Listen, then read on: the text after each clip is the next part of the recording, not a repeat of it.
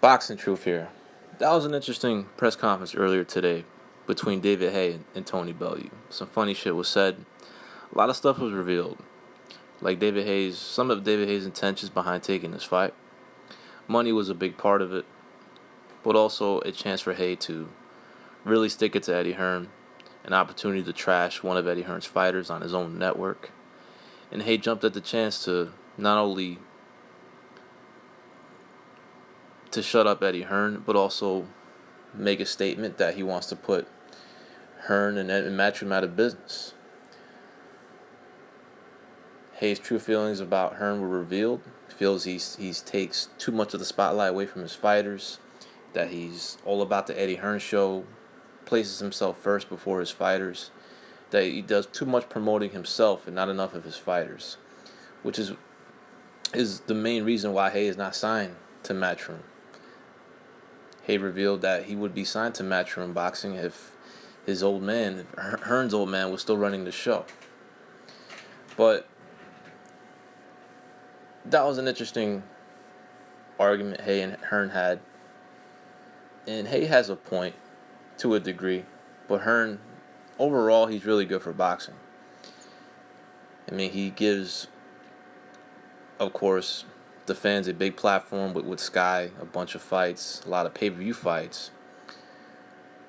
But overall, he's trying to make big fights happen. He's trying to do big things. He's expanding his reach. He's signing international fighters.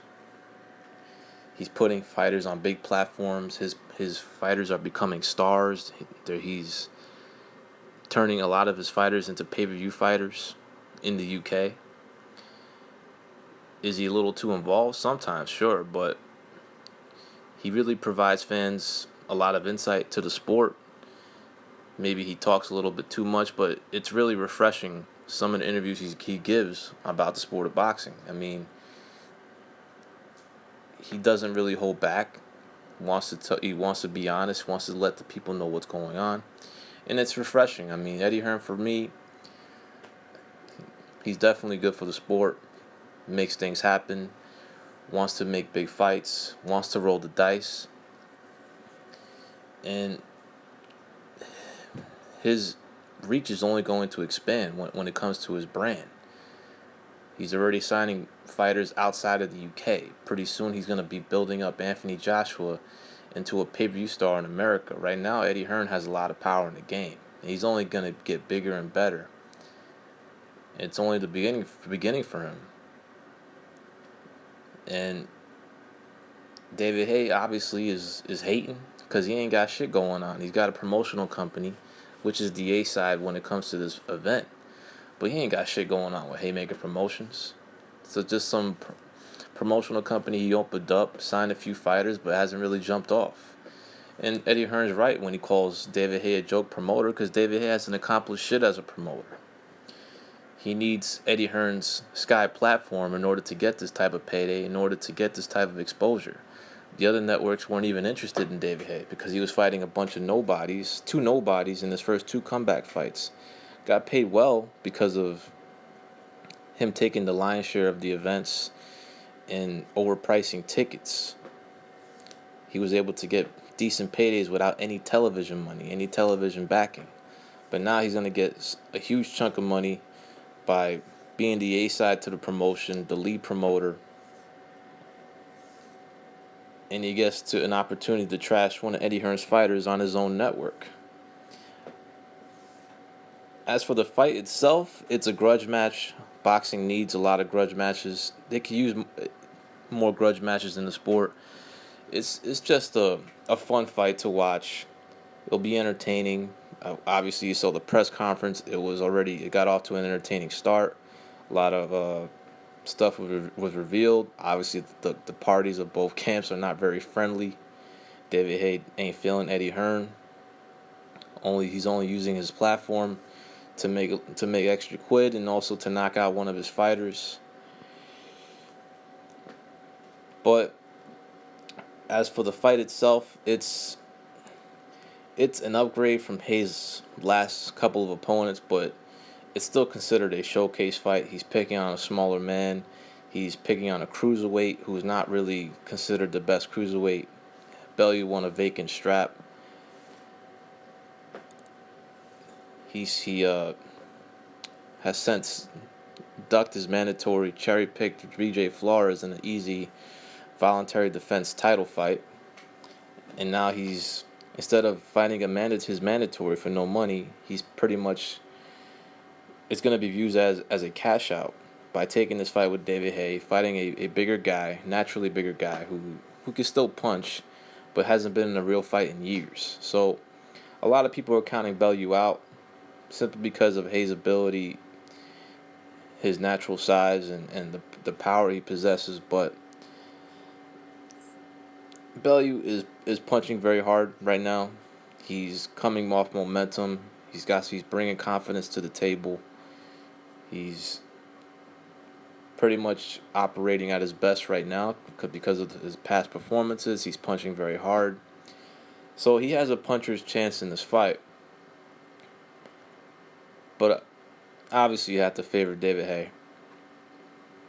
But it's been years since he's been in a real fight, and this is his most significant fight since the Chisora fight, which was a very long time ago, almost 5 years. It'll be almost 5 years to the day by the time he steps into the ring to fight Bellew. So this is just a money fight for Haye. He took the opportunity because he sees it as an easy fight. It's a much easier fight to him compared to a Shannon Briggs fight, who's a natural heavyweight, big guy with much more experience. So he'd rather fight a cruiserweight who's not even the best one for a lot of money, and a chance to shut up Eddie Hearn, and in hopes for him of getting a future showdown with Anthony Joshua, who he feels that Eddie Hearn is protecting from, since they're not mentioning David Haye's name ever when it comes to prospective opponents. But Eddie Hearn has said in the past that David Haye would be the biggest fight financially for Joshua if he was to fight David Haye. That he would be the biggest fight out there for Anthony Joshua. But that fight hasn't been pursued, hasn't really been talked about much. But Eddie Hearn has stated that it would be the biggest financial fight for Anthony Joshua. But Joshua's got other plans.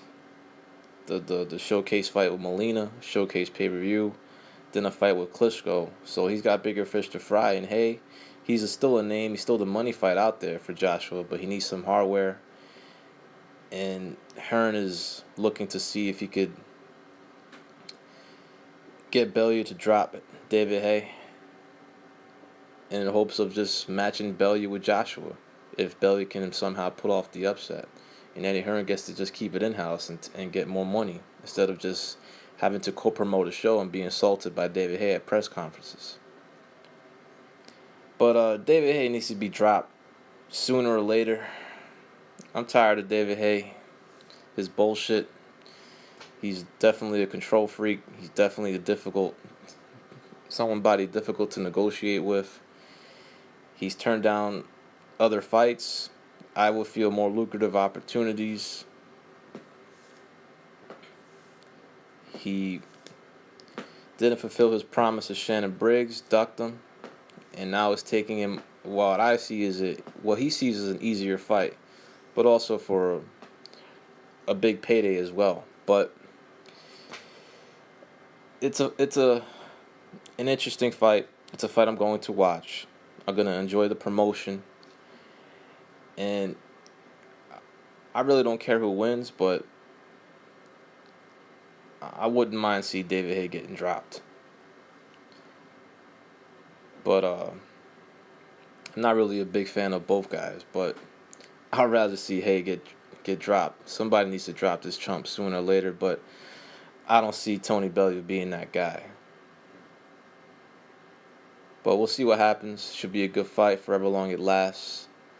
And this is going to be David Haye's most real fight in a very long time. And it's going to be against a cruiserweight who's not even the best in the world. This is Boxing Truth. I'm out.